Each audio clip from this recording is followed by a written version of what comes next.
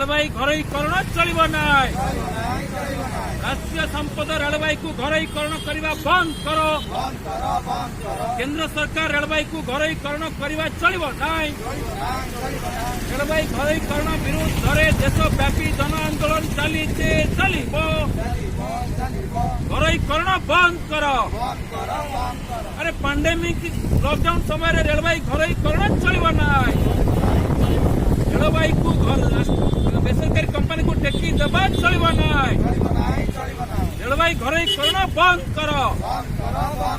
लक्ष लक्ष कोटी टंकार जातीय संपद रेलवाई को घरोईकरण करने चलिब ना। मोदी सरकार हाय हाय, बीजेपी सरकार हाय हाय, केंद्र सरकार जनमारण घरोईकरण नीति हाय हाय।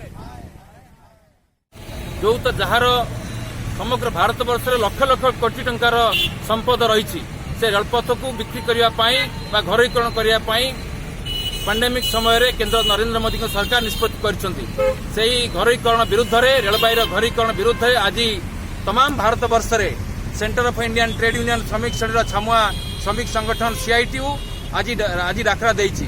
आमे जेहेतु सरकार कायदा कटकणा को आमे सम्मान देकरी मात्र 5-6 जन कर्मी आमे एठारे प्रतिवाद करूछु, आंदोलन करूछु। एही प्रतिवाद आंदोलन भुवनेश्वर विभिन्न जगह रेलकुंज सामने एवं विभिन्न रेल स्टेशन मानकरे एही आंदोलन चली।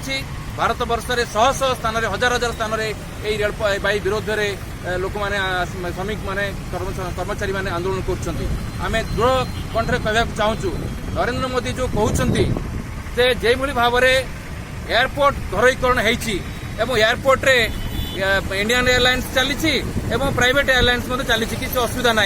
से भाव में राष्ट्रीय रेलपथ रे प्राइवेट रेल चलो जहाँ एक अत्यंत पिलालियामी पागलामी स्टेटमेंट आम कंडेम करुचु, विरोध करुचु।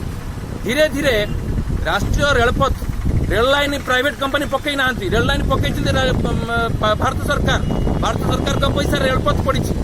Station entire management staff signal समय विद्युत सबू हूँ भारत सरकार मागणार जिते रेलपथ रे गोटे बेसरकारी रेल चलो तार निश्चित भाव में प्रॉफिट हम एवं से प्रॉफिट बहाना समस्त रेलपथ को समस्त रेल विभाग को बिक्री करदे। यही मसुदा केंद्र बीजेपी सरकार नहीं जहाँ सीआईटीयू दृढ़ भाव में तीव्र भाव में प्रतिवाद करुच्ची।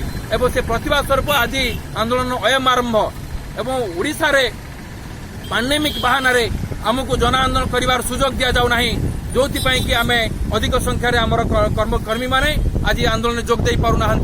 आम सरकार आईन को सम्मान जनाई समस्ते मास्क पिंधिकी एवं दूरत्व मेंटेन करी मात्र 5-6 जन कर्मी आम एठारे सरकार जन विरोधी नीति को प्रतिवाद करुचु एवं प्रतिहत करुचु एवं या फेरे नापी आम सरकार दाबी करुचु। Vice president CITU Odisha state committee आज ये रेलवे घरोईकरण विरुद्ध सारा भारत वर्ष में आम सीआईटीयू संगठन आंदोलन करने डाकरा देती से परिप्रेक्षी में आम आज ये प्रतिवाद आंदोलन कर घटना हूँ एक सरकारी संस्था घरोईकरण करा जाउची एथिरे जनसाधारण क्षति हम।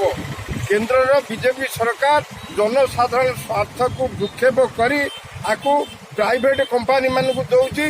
जो प्राइवेट कंपनी माने तांको मन इच्छा रे ट्रेन रे भड़ाटा धार्य करेंगे जोटा सरकार धार्य कर जड़े प्राइवेट कंपनी सी सबू आईन को खिलाफ करी सी ता मन इच्छा रेट धार्य कर मूल्य धार्य कर टिकट मूल्य तापरे बेसिकाली जो स्टेशन मानक लक्ष लक्ष कोटी कोटी टंकार संपत्ति अच्छी से संपत्ति